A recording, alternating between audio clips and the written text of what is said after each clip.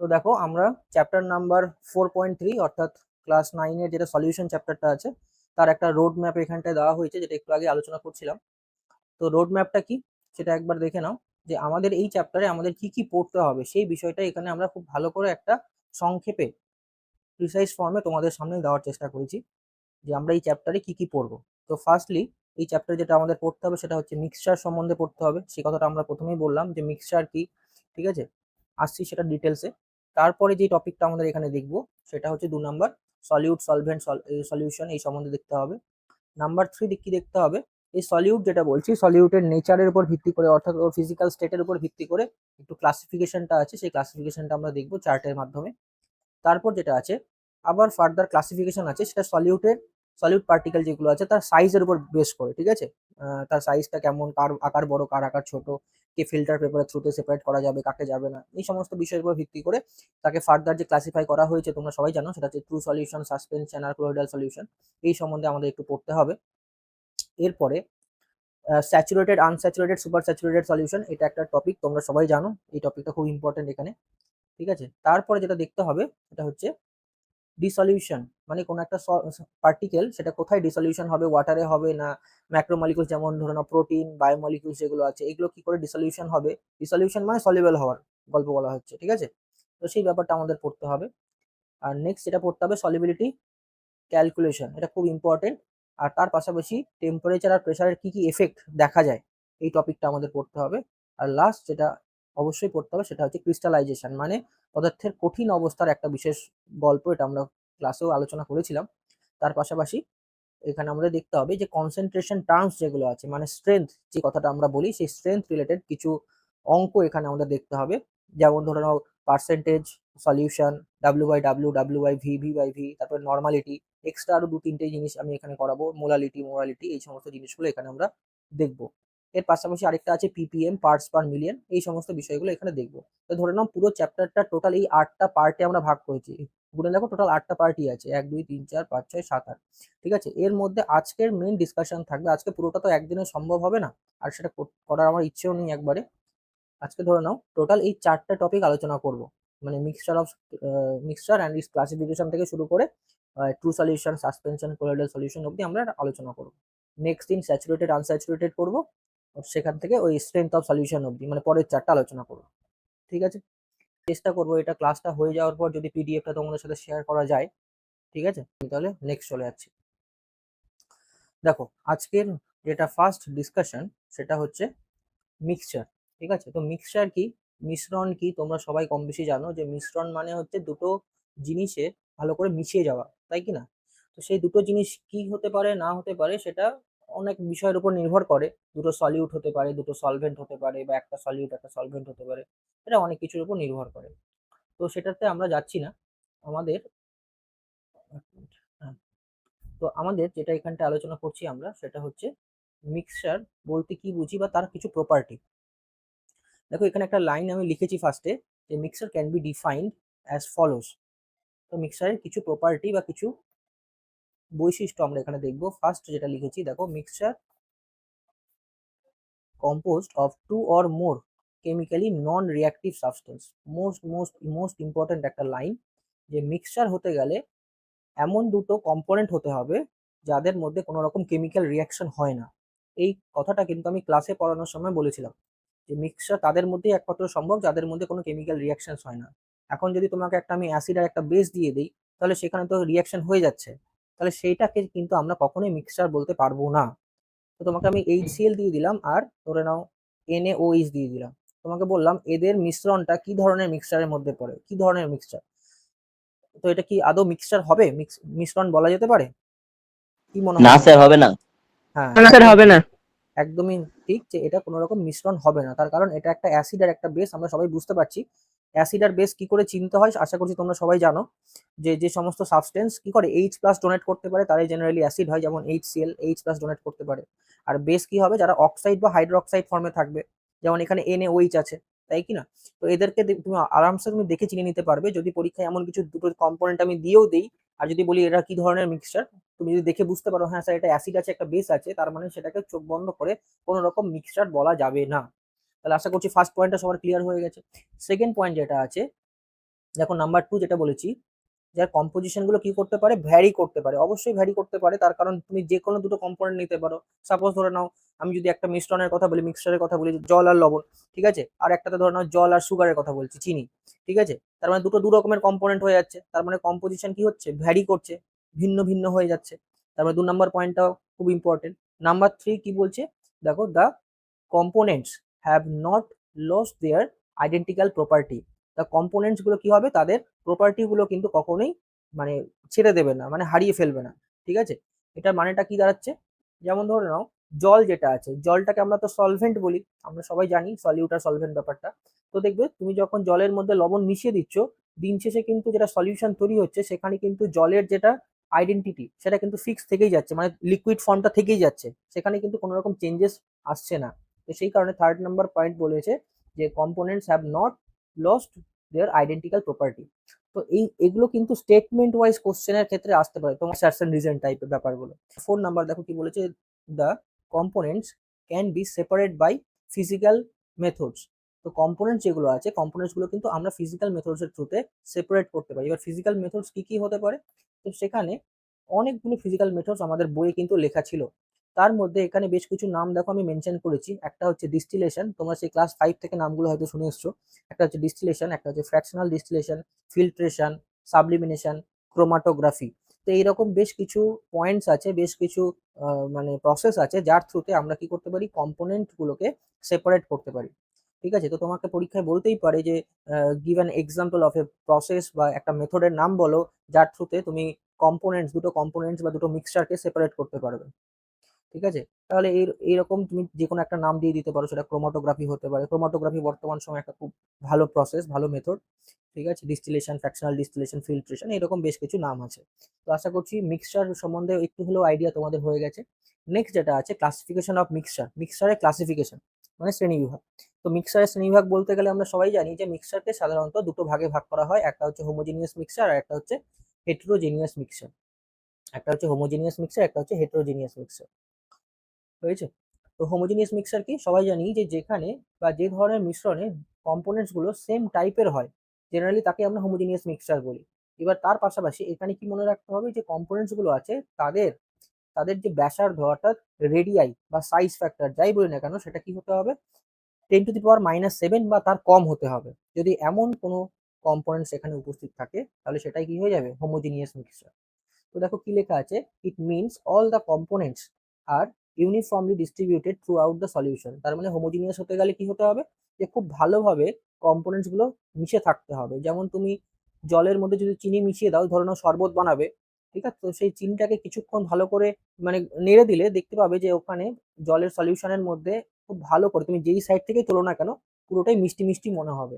তার মানে সেখানে চিনিটা কি খুব ভালো করে মিশে গেছে, ঠিক আছে। আর ওদের পার্টিকেলের সাইজটা কেমন হতে হবে, 10⁻⁷ বা তার কম হতে হবে। কিন্তু অন্যদিকে কি হচ্ছে, হেটেরোজিনিয়াস মিক্সচার কি বলবো, হেটেরোজিনিয়াস মিক্সচার মানে যেখানে ইউনিফর্মলি ডিস্ট্রিবিউটেড থাকবে না। যেমন জলের মধ্যে তুমি বালি মিশিয়ে দিয়েছো, এবার বালি মিশিয়ে দিলে কি হবে, বালিটা তো জলের মধ্যে ভালো করে মিশে যায় না। এটাকে আমরা কি হোমোজিনিয়াস মিক্সচার বলতে পারবো, কখনোই বলতে পারবো না। আর তার পাশাপাশি কি, বালির কণাগুলো তুমি কিন্তু নিজে থেকেই দেখতে পাবে, তার জন্য তোমাকে কোনো মাইক্রোস্কোপের দরকার হয় না, খালি চোখে তুমি দেখতে পাবে। তার মানে পার্টিকেল গুলোর সাইজ কি হচ্ছে, 10⁻⁷ বা তার বেশি হয়ে যাচ্ছে।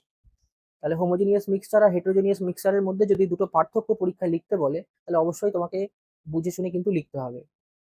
নেক্সট যেটা দেখছি সেটা হচ্ছে সলিউশন। সলিউশনের বেশ কিছু প্রপার্টি আছে। কি কি প্রপার্টি আছে, number 1, solution is a homogeneous mixture. এই স্টেটমেন্টটা হয়তো পরীক্ষায় চলেও আসতে পারে, খুব ইম্পর্টেন্ট একটা লাইন। টু কি হতে পারে, যে two or more chemically non reactive substance, এটা একটু আগেই আমরা বললাম, সলিউশন হতে গেলে দুটো নন রিঅ্যাক্টিভ সাবস্টেন্স হতে হবে, যাদের মধ্যে কোনো রকম রিঅ্যাকশন হয় না। আর 3rd নাম্বার যেটা most important points, by the substance are called components. তো এখানে কম্পোনেন্টস কি, পরীক্ষায় বলতেই পারে যে হোয়াট ইজ কম্পোনেন্টস, বা তোমাকে কোনো একটা মিক্সচার দিয়ে দিল, বললো এর কম্পোনেন্টস কি। এবার এমন ভাবে করলো যে তুমি বুঝতে পারলে না, তোমাকে ধরো না বলে দিল সুগার সলিউশন, এর কম্পোনেন্টস কি। তো সুগার সলিউশন মানে ওর কম্পোনেন্টস কি কি হতে পারে, কম্পোনেন্টস মানে সলিউট আর সলভেন্ট দুটোকেই বলা হচ্ছে। তো সুগার সলিউশন যদি বলা হচ্ছে, তার মানে সুগার একটা, আর সলিউশন মানে এখানে জলকে মেনশন করা হচ্ছে। দ্যাট মিনস চিনি আর জলটাই হচ্ছে এখানে কম্পোনেন্ট হয়ে যাবে, সুগার সলিউশনের কম্পোনেন্ট যদি জিজ্ঞেস করে। বুঝতে পেরেছো? তাহলে এখানে দেখো সলিউশনের দুটো কম্পোনেন্ট আমরা লিখে দিয়েছি, একটা সলিউট, একটা সলভেন্ট। সলিউটটা কি, যেটা কম পরিমাণে থাকে, which is present in small quantity. আর সলভেন্টটা কি, যেটা বেশি পরিমাণে থাকে, লার্জ কোয়ান্টিটিতে থাকে, সেটাই হচ্ছে আমাদের কাছে সলভেন্ট। আচ্ছা, এবার সলিউশনের কিছু ক্যারেক্টারিস্টিক্স মানে কিছু ইম্পর্টেন্ট প্রপার্টিজ আছে, যেটা একবার দেখে নাও। তো ফার্স্ট পয়েন্টটা আমরা অনেকবার করে রিপিট করছি, তার কারণ ফার্স্ট পয়েন্টটা খুব important. Number one, it is a homogeneous mixture. Homogeneous mixture. Number two কি বলা হচ্ছে, দেখো the in solution solute particles are small, less than 10⁻⁸ semi. তার মানে সলিউট পার্টিকেলগুলো কি হতে হবে, 10⁻⁸ সেমি বা তার কম হতে হবে, less than 10⁻⁸ semi. Number three কি বলেছে, heat can be evolve or absorb during the formation of solution. এই পয়েন্টটা তোমরা খুব ভালো করে অবজার্ভ করতে পারবে যদি বাড়িতে কখনো জলের মধ্যে ওই শরবত বানায় না, চিনি আর তোমার এই জিনিসগুলো লবণগুলো মিশিয়ে যদি তুমি কখনো দেখো, তুমি সেটা খুব ভালো করে অবজার্ভ করতে পারবে যে যখন তুমি এমনি সিম্পল জল নিচ্ছ, দেখবে তার মধ্যে টেম্পারেচারে কোনো একটা ব্যতিক্রম দেখা যায় না, কিন্তু জলের মধ্যে যখন তুমি ওই চিনি আর লবণ মিশিয়ে দিয়েছো, দেখবে আস্তে আস্তে ওই গ্লাসটা না ঠান্ডা হয়ে যায়। তার কারণ হিট কি হচ্ছে, হিট অ্যাবজর্ব করছে। ঠিক আছে, আমরা সবাই জানি দুটো শব্দ, একটা হচ্ছে এক্সোথার্মিক, একটা হচ্ছে এন্ডোথার্মিক। এক্সোথার্মিক মানেটা কি, এক্সো মানে হিট রিলিজ হয়, আর এন্ডো মানে হিট অ্যাবজর্ব হয়। নামটা শুনেছি তো আশা করছি সবাই, ঠিক আছে। হ্যাঁ স্যার। হ্যাঁ, হ্যাঁ স্যার। তাহলে এটা একটা গেল। এবার ফোর্থ নাম্বার পয়েন্ট দেখো কি বলেছে, colour of the solution is depends on the colour of the solute. মানে কোনো একটা সলিউশনের পুরো কালারটা কেমন হবে সেটা কিন্তু পুরোটাই সলিউটের উপর ডিপেন্ড করবে। দেখবে কথার কথা, তুমি একটা গ্লাস নিয়েছো, সেই গ্লাসের মধ্যে তুমি হলুদ মিশিয়ে দিয়েছো, বাড়িতে যেমন রান্না করে মা হলুদ, সেই হলুদটা ধরো মিশিয়ে দিয়েছো, তো কালারটা দেখবে হলদে টাইপের হয়ে যাচ্ছে। তার মানেটা কি, হলুদ যেটা মিশাচ্ছিলে জলের মধ্যে, হলুদটা কি সেখানে অ্যাজ এ সলিউট হিসেবে ট্রিট করছি আমরা, সলিউট। আর জলটা কি হচ্ছে, সলভেন্ট হয়ে যাচ্ছে। তার মানে সলিউটের নেচারের উপর ডিপেন্ড করছে বা সলিউটের কালারের উপর ডিপেন্ড করছে ওভারঅল সলিউশনের কালারটা কি হবে। ব্যাপারটা বুঝতে পারলে? আচ্ছা, নেক্সট ফিফথ নাম্বার যেটা আছে, কি বলেছে, it can not be filtered through filter paper.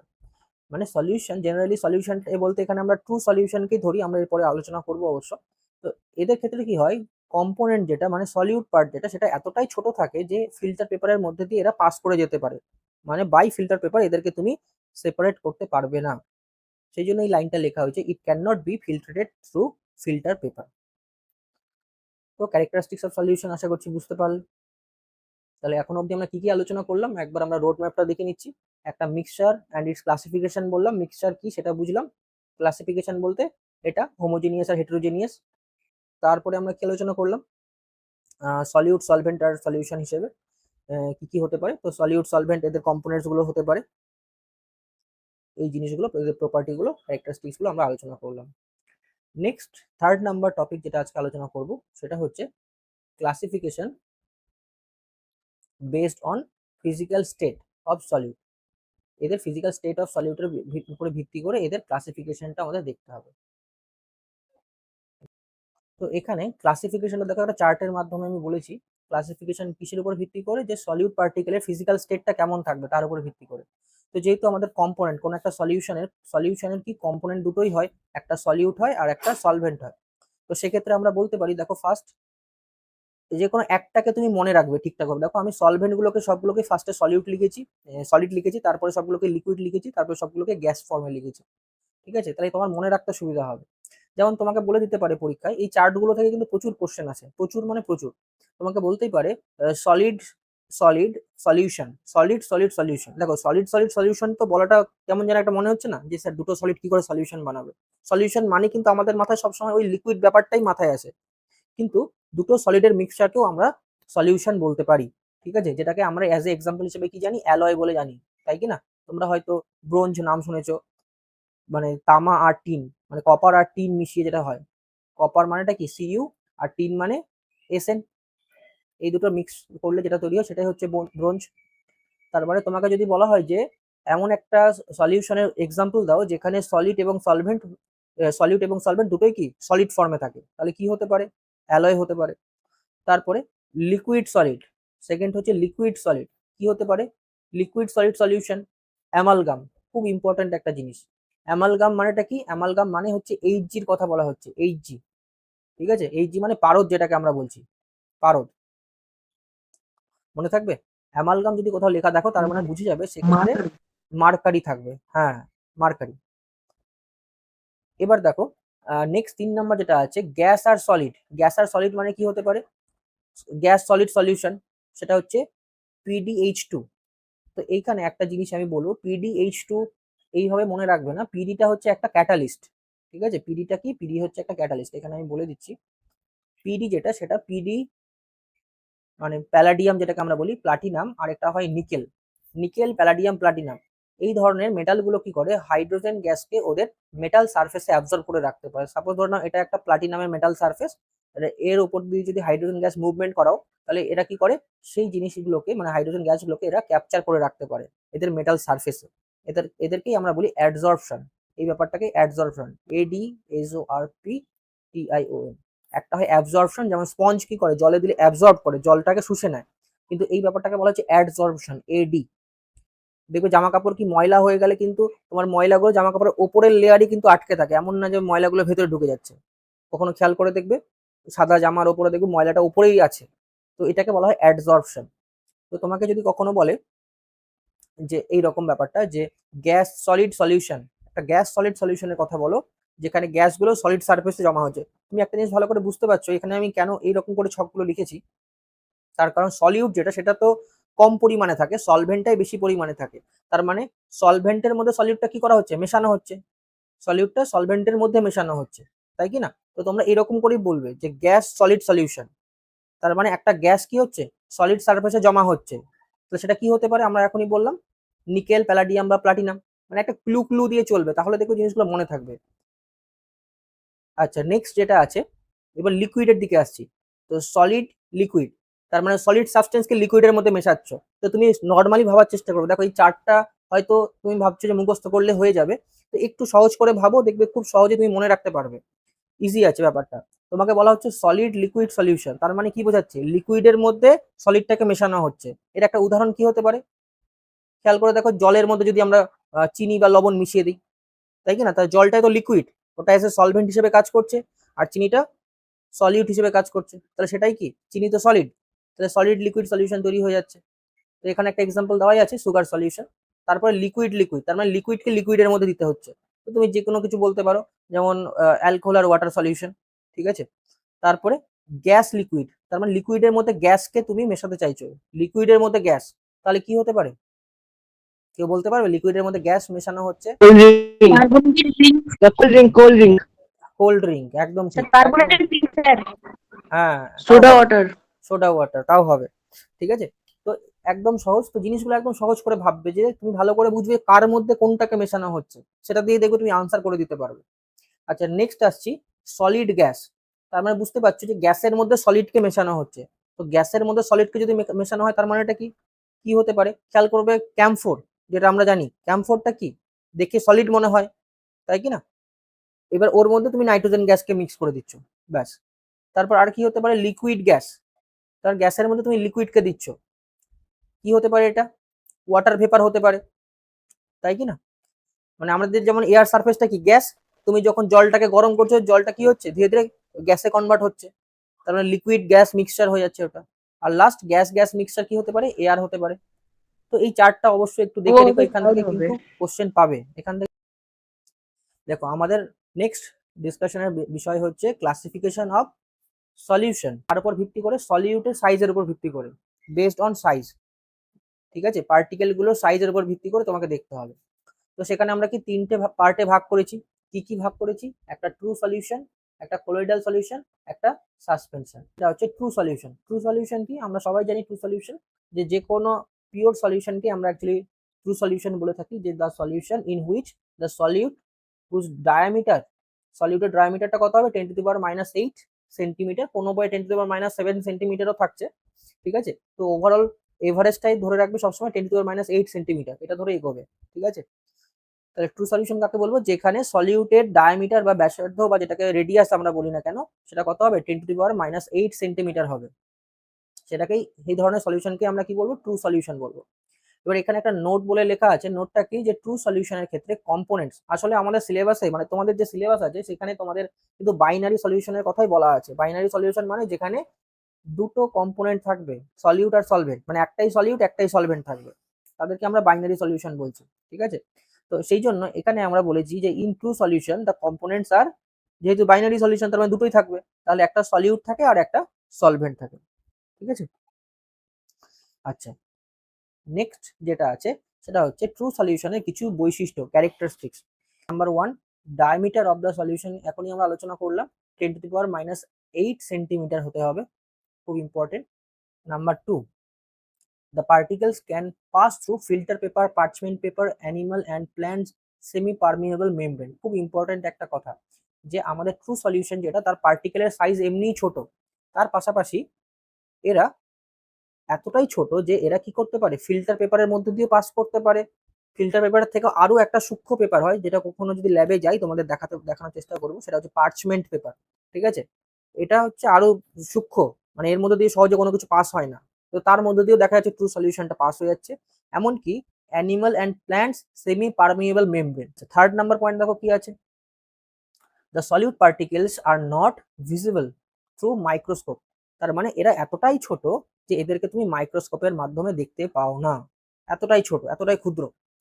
এবার ফোর্থ পয়েন্ট কি বলেছে দেখো, solute particles does not sediment. Sediment মানেটা কি, দেখো এখানে আমি ব্র্যাকেটে লিখে দিয়েছি, do not settle down. Settle down মানেটা কি, দেখো জলের মধ্যে যখন তুমি বালি ভালো করে মিশিয়ে দেবে, ধরো না কোনো একটা চামচ দিয়ে ভালো করে নেড়ে দিয়েছো, তো কিছুক্ষণ মনে হবে যে বালিটা জলের সাথে ঘুরছে। এবার তুমি 2 মিনিট 3 মিনিট পর দেখতে পাবে আস্তে আস্তে আস্তে আস্তে বালিটা থিতিয়ে পড়ছে, নিচে পড়ে যাচ্ছে, নিচে পড়ে জমা হয়ে যাচ্ছে। তো এটাকেই আমরা বলছি সেটেল ডাউন। কি হয়, যখন তুমি খেয়াল করে দেখো জলের মধ্যে লবণ মিশিয়ে ভালো করে নাড়িয়ে দাও, সেখানে কি কি মনে হয়, যে লবণটা কি থিতিয়ে পড়ে যাচ্ছে বালির মতন, কি মনে হয়, পড়ে কি পড়ে না? পড়ে না স্যার, পড়ে না। পড়ে যায় দেখো পড়ে জলের না। মধ্যে যখন বালি তুমি মিশিয়ে দিচ্ছ, কিছুক্ষণ পর যেমন বালিটা নিচে পড়ে যাচ্ছে, দেখে তুমি বাইরে থেকে দেখে বুঝতে পারছো খালি চোখে যে হ্যাঁ বালি মেশানো আছে। কিন্তু একই রকম ভাবে জলের মধ্যে যখন তুমি লবণ মিশিয়ে এরকম নাড়িয়ে দেবে, কিছুক্ষণ পর তুমি কখনো বুঝতে পারবে না যে লবণটা থিতিয়ে পড়ছে, তার কারণ লবণটা তো জলের মধ্যে ভালো করে মিশে যায়। তাহলে আমরা বলতে পারি যে জলের মধ্যে যদি লবণ দিই সেটা কি সেডিমেন্ট হয় না, তাই না? না হয়, কোনটা বলবো বলো, শ্রীশান্ত বলো দেখি। হয় হয় না না স্যার, হয় না, হয় হয় না, না স্যার, হয় না হয় না। হয় না। হ্যাঁ, মনে থাকবে। তাহলে তোমাকে এরকম স্টেটমেন্ট দিয়ে বলতেই পারে, যে এরকম একটা স্টেটমেন্ট দিয়ে দিলাম যে জলের মধ্যে চিনি মিশিয়ে দিয়েছি, এটা কি সেডিমেন্ট হচ্ছে, ট্রু কি ফলস। তখন তোমাকে বুঝতে হবে কিন্তু সেটা কি বোঝাচ্ছে, সেডিমেন্ট মানেটা কি, যেটা থিতিয়ে পড়ে যাবে সেটাকে সেডিমেন্ট বলা হচ্ছে। ঠিক আছে, আচ্ছা ফিফথ নাম্বার পয়েন্ট দেখো কি আছে, it is clear and transparent. তো অবশ্যই ট্রু সলিউশন যেগুলো হয় সেগুলো কি ক্লিয়ার হয় এবং ট্রান্সপারেন্ট, তুমি এই দিক থেকে ওই দিক দেখতে পাও, আরামসে দেখা যায়। আর সিক্স নাম্বার পয়েন্ট, আরেকটা ইম্পর্টেন্ট পয়েন্ট, সেটা কি, এটা টিন্ডাল এফেক্ট বা ব্রাউনীয় মোশন কোনোটাই শো করতে পারে না, একটাও দেখাতে পারে না। তো দেখো কি আছে, যে ব্রাউনীয় মোশন, যেটা ব্রাউনীয় মোশনের একটা ছোট্ট গল্প আছে, তোমরা হয়তো লাইফ সায়েন্সের নামটা পাবে, যে রবার্ট ব্রাউন বলে। এখানে বলা হচ্ছে এনার একটা ছোট এক্সপেরিমেন্ট করেছিল, সেটা কি, পলেন, ওই যে আমাদের ফুলের মধ্যে যে পরাগ যেটাকে আমরা বলি, ঠিক আছে, পরাগ রেণু, দেখবে জবা ফুলের উপরে দেখবে হলুদ রঙের যে পাওয়া যায়। তো দেখা যাচ্ছিল যে ওগুলোকে নিয়ে উনি কাজ করেছিল, সেই জলের মধ্যে উনি কি করেছিল, ওগুলোকে একটু ছিটিয়ে দিয়েছিল। তারপরে মাইক্রোস্কোপ দিয়ে দেখতে পায় যে ওই পোলেন গুলো নিজে থেকে মুভমেন্ট করছে। এবার কিভাবে মুভমেন্ট করছে, ধরে নাও তুমি যেই ঘরে ধরে নাও তুমি বসে আছো, সেই ঘরের ওয়ালের সামনে তুমি একটা ক্রিকেট বল নিয়ে কন্টিনিউ বলটা হিট করছো দেওয়ালে, আর তোমার কাছে ক্যাচ আকারে আসছে, আবার তুমি হিট করছো আবার আসছে, হয়তো এরকম আমরা নর্মালি খেলি ওটা। এবার ধরে নাও তোমার অপোজিট সাইড থেকেও একজন বল নিয়ে ওরকম খেলছে। এবার খেয়াল করে দেখো এমন একটা সিচুয়েশন জাস্ট ইমাজিন করো, যে তোমার বলটা ব্যাক করে আসার পথে ওই অন্য আরেকজনের বলের সাথে হিট করে গেছে, তাহলে কি হবে, ডাইরেকশনটা চেঞ্জ হয়ে যায়, তাই না? তো ঠিক সেই গল্পটাই ভাবো, ছোট্ট একটা ঘর আছে, তার মধ্যে অনেকগুলো গ্যাস পার্টিকেল আছে, আর যারা কন্টিনিউয়াসলি কি হচ্ছে, বিভিন্ন ওয়ালে গিয়ে ধাক্কা খাচ্ছে, এমনকি ওই মলিকুলস গুলো নিজেদের মধ্যেও ধাক্কা খাচ্ছে। এর ফলে কি হচ্ছে, তারা একটা কাইনেটিক এনার্জি গেইন করছে, যেটাকে আমরা পরবর্তীতে বলছি ব্রাউনীয় মোশন। ঠিক আছে, তো এখানে দেখো ফার্স্ট আমি কি লিখেছি, ফার্স্ট লাইনটা দেখো কি লেখা আছে, যে this phenomena was first discovered by Robert brown.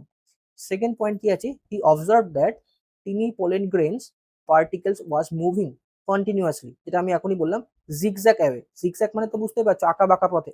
ঠিক আছে, in water surface. Third number দেখো কি লেখা আছে, this was observe by microscope, এটা কিন্তু খালি চোখে দেখা যায়নি, মাইক্রোস্কোপের মাধ্যমে দেখা গেছে।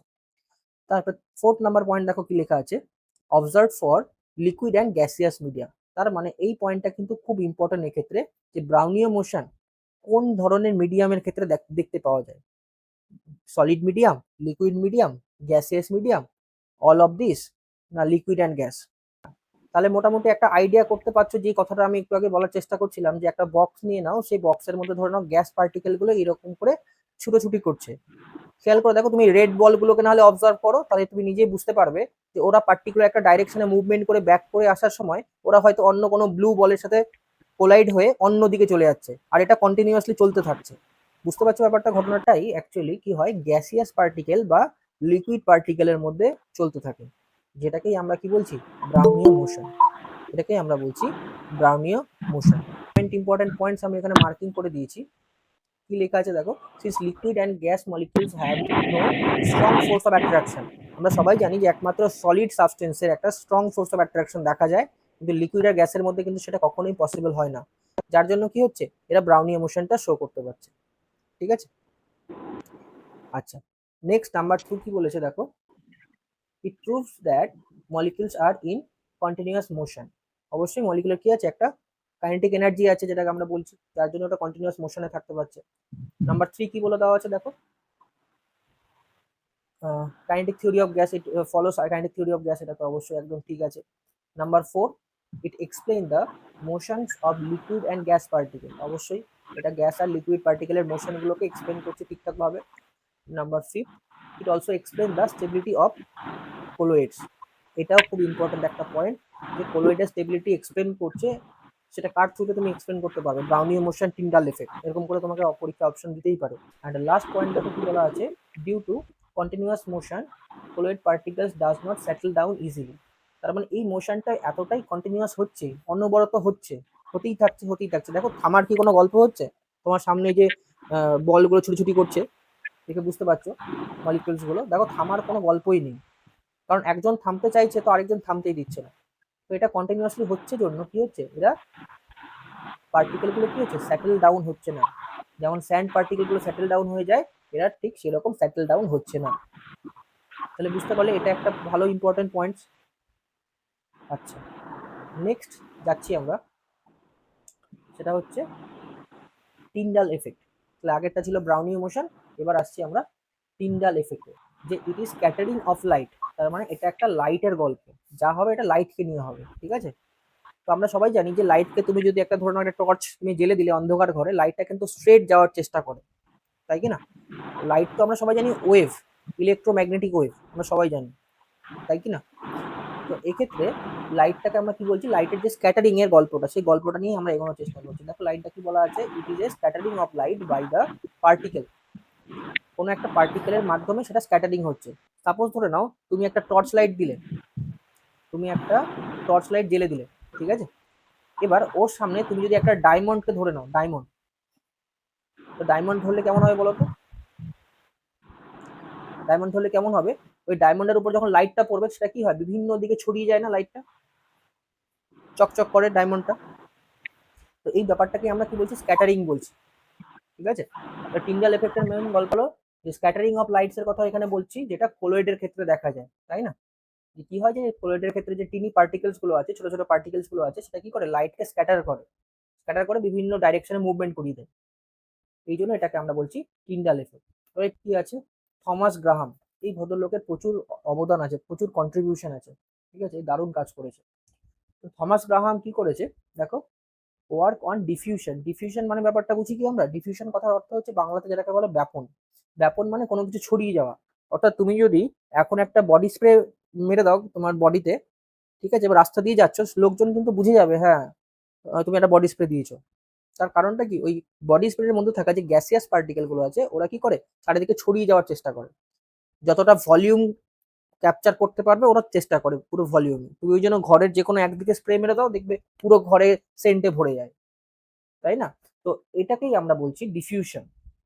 তো থমাস গ্রাহাম যে অ্যাকচুয়ালি ডিফিউশন নিয়ে কাজ করছিল, লিকুইড আর গ্যাসের ডিফিউশন নিয়ে কাজ করছিল, ঠিক আছে, স্পেশালি সেটা অ্যাকোয়াস সলিউশনের উপর যখন সে কাজ করছিল, তখন সে একটা জিনিস খেয়াল করলো যে পার্টিকেল গুলো আছে সেই পার্টিকেল গুলো বিভিন্ন ক্যারেক্টার শো করছে, যেখান থেকে উনি পরবর্তীতে দুটো জিনিসের ক্লাসিফিকেশন করেছিল, একটা হচ্ছে ক্রিস্টালয়েড, যেটা আমরা পরবর্তীকালে ক্রিস্টাল বলছি, আর একটা হচ্ছে কোলয়েড। তো ক্রিস্টালয়েডটা কি বলেছে দেখো, it is similar to true solution, এটা অনেকটা ট্রু সলিউশনের মতন। ঠিক আছে, ট্রু সলিউশনে যেখানে আমরা দেখলাম যে সবকিছু কি হচ্ছে, একদম খুব ভালো করে মিশে যাচ্ছে, পার্টিকেলের সাইজ অনেকটা কম হচ্ছে।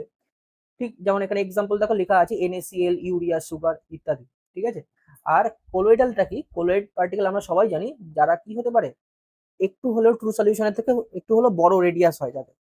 এখানে এক্সাম্পল দেখো কি লেখা আছে, যেমন ধরে নাও তোমার হচ্ছে মিল্ক হতে পারে, যেমন ধরে নাও গ্লু হতে পারে। ঠিক আছে, আরো অনেক কোলয়েডাল পার্টিকেলস আমরা দেখবো ধীরে ধীরে।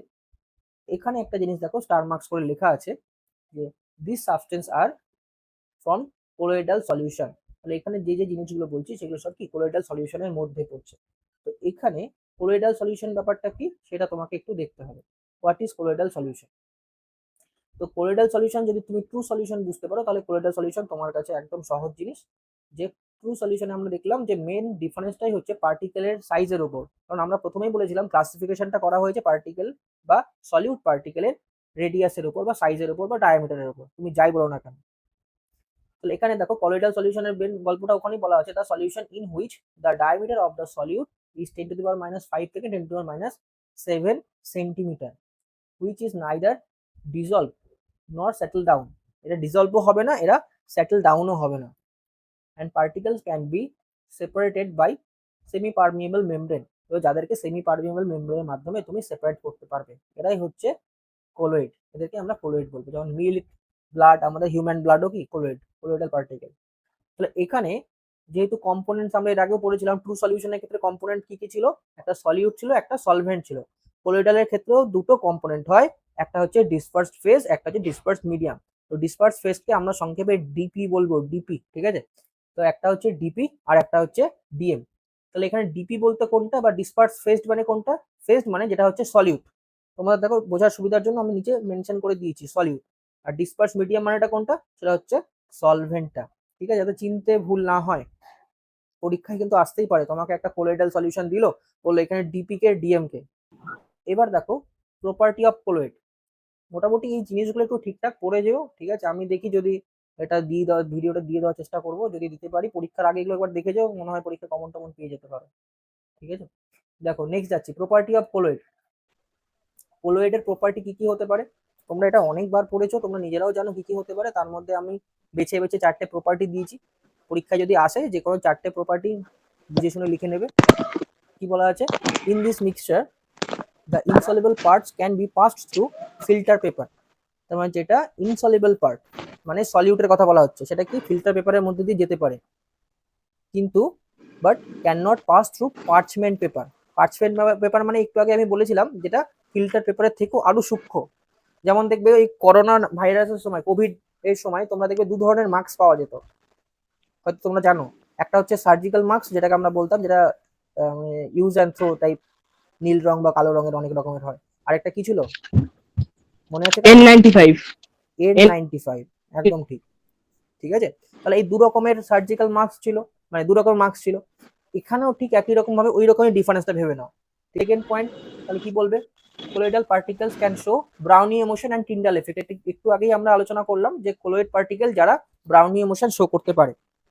আর নাম্বার 3 কি আছে, colloidal solution is heterogeneous mixture. Colloidal number 4 কি বলেছে, the particles are visible through a powerful microscope. তার মানে পার্টিকেল গুলো এতটাও বড় না যে তুমি খালি চোখে দেখতে পাবে, তার মানে এর জন্য তোমাকে পাওয়ারফুল মাইক্রোস্কোপ লাগছে। তাহলে বলো কোলয়েডালের যদি 4টে পয়েন্ট লিখতে বলা হয়, প্রপার্টি লিখতে বলা হয়, আশা করছি লিখতে পারবে। এর মধ্যে একটা এক্সট্রা পয়েন্ট কি অ্যাড করা যেতে পারে, পার্টিকেলের সাইজ গুলোকে তোমরা মেনশন করতে পারো, যে পার্টিকেলের সাইজ কত হতে পারে, 10⁻⁵ থেকে 10⁻⁷ হতে পারে, সেন্টিমিটার অবশ্যই। ঠিক আছে, যেটা আছে সেটা হচ্ছে ক্লাসিফিকেশন অফ কোলয়েডস। কোলয়েডস এর ক্লাসিফিকেশন কি কি আছে, কোলয়েডস এর ক্লাসিফিকেশনকে আমরা 3টে পার্টে ভাগ করেছি। কি কি পার্টে, based on physical state of DP and DM. আচ্ছা, ডিপি আর ডিএম বলেই বলছি, আশা করছি বুঝতে পারছো কোনগুলোর কথা বলা হচ্ছে এখানে। সেকেন্ড হচ্ছে based on affinity of DP for the DM. এটা খুব ইম্পর্টেন্ট একটা লাইন। ঠিক আছে, অ্যাফিনিটি মানে বুঝতে স্যার পারছো, অ্যাফিনিটি মানে কি বলো, আকর্ষণ বোঝাচ্ছে, মানে ডিএম এর প্রতি ডিপির আকর্ষণ, ঠিক আছে। Third number, based on the nature of the particles in the DP, এবার ডিপিতে যে পার্টিকেল গুলো আছে তাদের নেচারের উপর। হ্যাঁ, কেউ কিছু বলছিলে মনে হয়। Based on the physical state of DP এবং ডিএম, ডিপি আর ডিএম এর ফিজিক্যাল স্টেটের উপর বেস করে এবার ক্লাসিফিকেশনটা। একটু আগে দেখবে এইরকমই একটা চার্ট করেছিলাম, ঠিক আছে। তো এখানে ডিপি মানে কোনটাকে বলো, ডিপি মানে কি বলছি, সলিউট না সলভেন্ট? সলিউট। সলিউট। সলিউট। আর ডিএমটা কি হবে, সলিউট না সলভেন্ট? সলভেন্ট। সলভেন্ট। সলভেন্ট, ঠিক আছে। তো আগের ছকটাও দেখবে এরকম করে করিয়েছিলাম, যে সলিউট সলভেন্টের মধ্যে ডিজলভ হচ্ছে। তো ফার্স্টের দেখো 1 নাম্বার কি আছে, সলিড সলিড, তার মানে সলিডটা সলিডের মধ্যে সলিবল হচ্ছে, তাহলে এটা কি ধরনের কোলয়েড বলবো, সলিড সল বলবো, ঠিক আছে। খেয়াল করে দেখো আগেরটা কি বলেছিলাম, মনে আছে কারোর? আগেরটা কি বলেছিলাম, যে একটা সলিড সলিড হলে কি হচ্ছিল, ওটা অ্যালয় হচ্ছিল, অ্যালয়। অ্যালয়। মনে পড়ছে? হ্যাঁ ঠিক। তাহলে এখানে ব্রোঞ্জ, দেখো ব্রোঞ্জ। এক্সাম্পল আছে, হ্যাঁ এখানে দেখো এক্সাম্পল আছে, এক্সাম্পল গুলো একটু দেখে নেবে। নেক্সট দেখো কি আছে, সলিড লিকুইড, তার মানে লিকুইডের মধ্যে সলিড, তাহলে কি বলবো ওটাকে আমরা, সল বলবো। যদি লিকুইডের মধ্যে সলিড মেশানো হয় সেটাকে কি বলবো, সল বলবো। একটা সলের উদাহরণ কি হতে পারে, ইঙ্ক, কালি। পরীক্ষা কিন্তু মনে রাখবে, একটা করে উদাহরণ অবশ্যই মনে রাখবে, গোল্ড সল, ঠিক আছে। তো তোমাকে যদি পরীক্ষায় জিজ্ঞেস করে এরকম, একটু জিজ্ঞেস করি কেউ পারবে কিনা দেখি, তোমাকে যদি বলা হয় গোল্ড সল, গোল্ড সলে ডিপি কে ডিএম কে, তাহলে গোল্ড সলের ক্ষেত্রে ডিপি তো গোল্ড হবে এতটুকু কনফার্ম, তাহলে ডিএম কি হয়ে যাবে, ওয়াটার। ওয়াটার হয়ে যাবে, বাটার হয়ে যাবে, ঠিক আছে, বাটার, H2O, বাটার। বুঝতে পারলে, পারবে তো? কি আছে, সলিড গ্যাস, সলিড গ্যাস হলে কি হবে, ধরে নাও স্মোক, স্মোক বলেছে, ঠিক আছে, বা ডাস্ট। তোমাকে পরীক্ষায় জিজ্ঞেস করলো যে ডাস্টের ক্ষেত্রে ডিপি কে ডিএম কে, তারপর ডাস্টের ক্ষেত্রে ডিপি কি হবে, বা স্মোকের ক্ষেত্রে ডিপি কি হবে, স্মোকের ক্ষেত্রে বলো,